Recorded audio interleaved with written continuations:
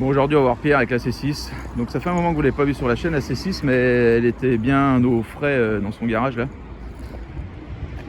Donc ça fait peut-être 6 mois qu'elle n'a pas tourné. Et ben on va aller faire un tour.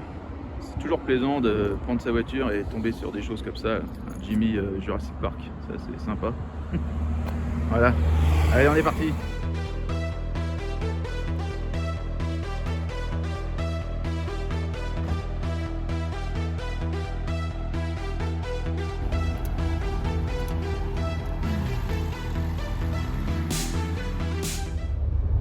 Alors bonjour à tous, aujourd'hui je vais rejoindre Pierre pour préparer la Corrado. Alors la Corrado, potentiellement on l'emmènera dans un salon au mois de novembre vers Lyon, si tout se passe bien. Donc on va la préparer pour qu'elle soit toute propre et qu'elle soit conforme à l'origine. Il y avait 2-3 pièces qui n'étaient pas conformes, comme l'échappement, comme la lame sous le pare-choc, il manque 2-3 pièces à l'intérieur, donc on va mettre ça en place.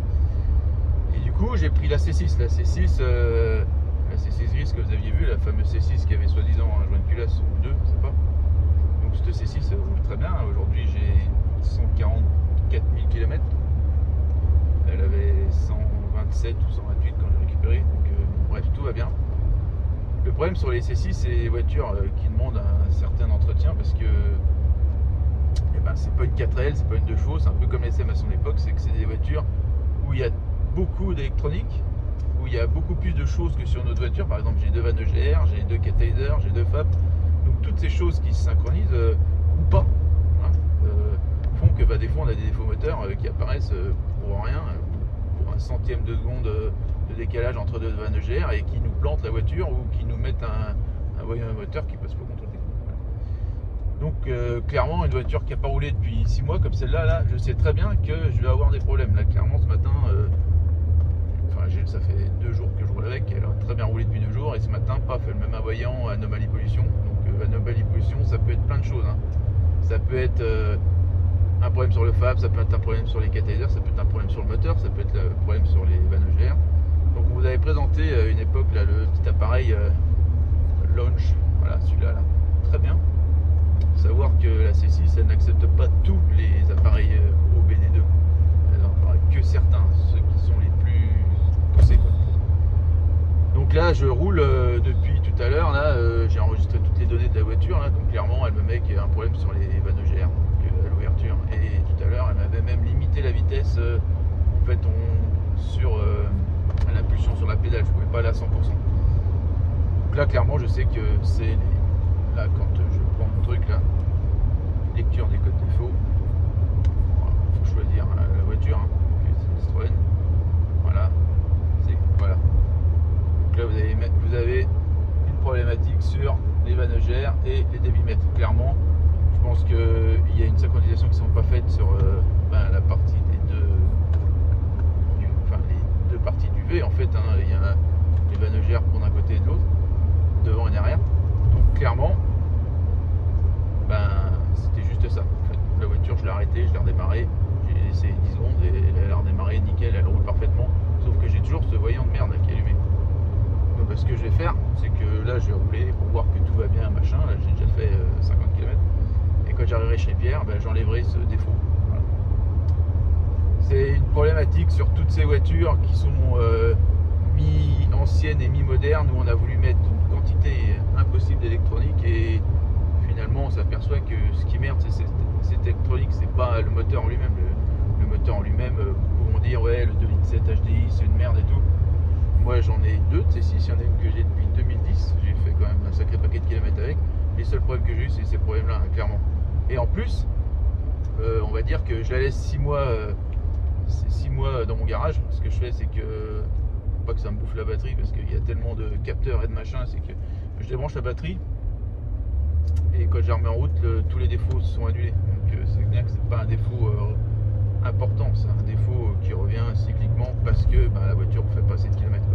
Normalement une voiture comme ça, si on veut qu'elle roule clairement nickel tout le temps, il faudrait la prendre tous les jours. Mais bon, c'est quand même dommage de se servir d'une voiture comme ça pour rouler tous les jours. Voilà. Donc dès que j'arrive, j'efface le défaut et je vous montrerai que c'était vraiment voilà. Allez, à tout à l'heure. Comme je vous disais tout à l'heure, on a le voyant défaut qui est allumé là, le voyant orange, le moteur. mais c'est pas ce qui empêche la voiture de bien rouler. En fait, la C6 a toujours tendance à se limiter quand elle a un voyant moteur qu'on laisse traîner, hein. Enfin, surtout quand il apparaît. Si on ne s'arrête pas tout de suite, eh ben, elle va se limiter à une vitesse, je pense que c'est surtout dans la pédale en fait, on ne peut pas accélérer à fond. Mais une fois qu'on l'a arrêté et qu'on la remet en route, le voyant reste, mais les défauts, enfin voilà, ça se réinitialise. Vous voyez, là, je la sollicite pour doubler. Voilà, elle marche. Bon, par contre, ce qui est pénible, c'est qu'on a toujours ces problématiques de voyant moteur qui restent, quoi. Et ça, au contrôle technique, ça ne passe pas, quoi. Donc je vais vous montrer que avec cet appareil, on va le supprimer, et puis du coup, on sera conforme au niveau. Enfin, c'est surtout que moi, je veux pas avoir de voyant. J'ai horreur d'avoir une bagnole avec un voyant. Voilà. Donc voilà, j'ai arrêté la voiture. Donc on a bien notre voyant qui est toujours allumé là. Donc du coup, je vous ai lu tout à l'heure lecture code défaut, donc je vais le faire.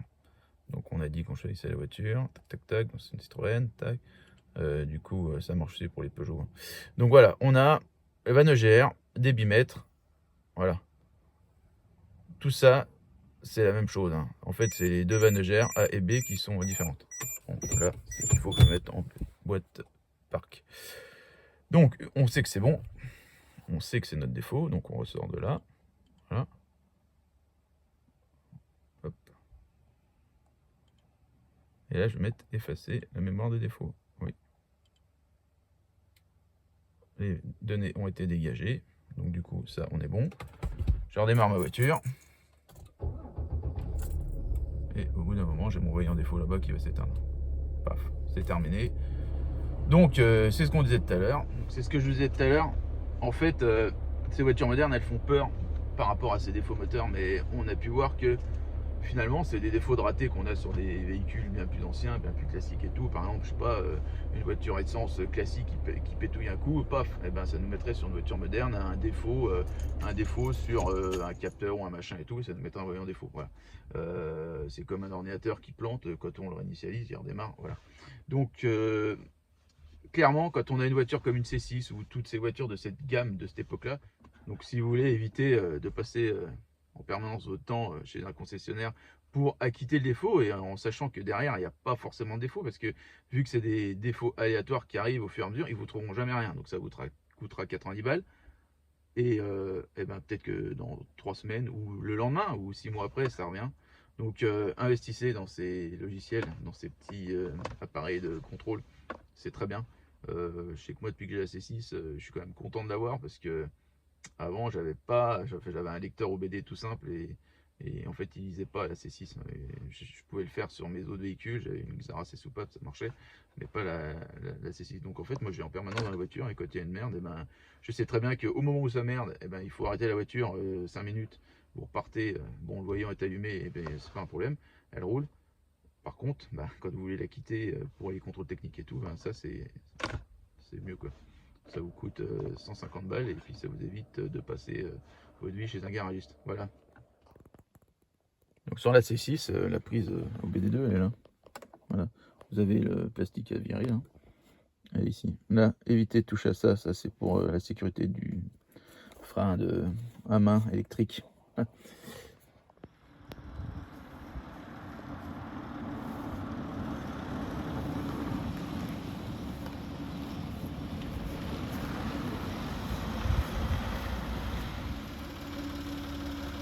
Tiens, Fabien.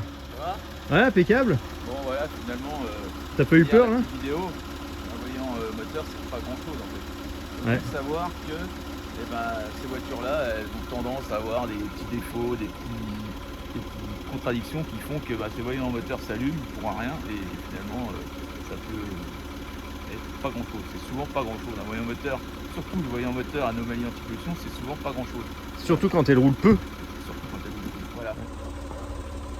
C'est fiable une C6 hein. Allez, on part sur la Corrado nous. Allez, À la prochaine. A plus. Bon, on en est où, à ton avis? Ça monte en surpression, regarde, il n'y a pas de pression là. Toujours pas, il n'y a toujours pas de pression. Ouais, juste la pression qu'il faut. Voilà. Un bar à peu près. Ça, c'est ce qu'on a dit depuis le jour où on a fait la vidéo, on est revenu là. Ouais. On a fait presque 16 000 vidéos. 16 000 hein. Tu viens garer là? Ouais, normalement c'est bon, on reste ici là. Normalement, il y a un truc un peu. Ah ouais? Voilà. Hé hé. Tin, tin, tin, tin, tin, tin.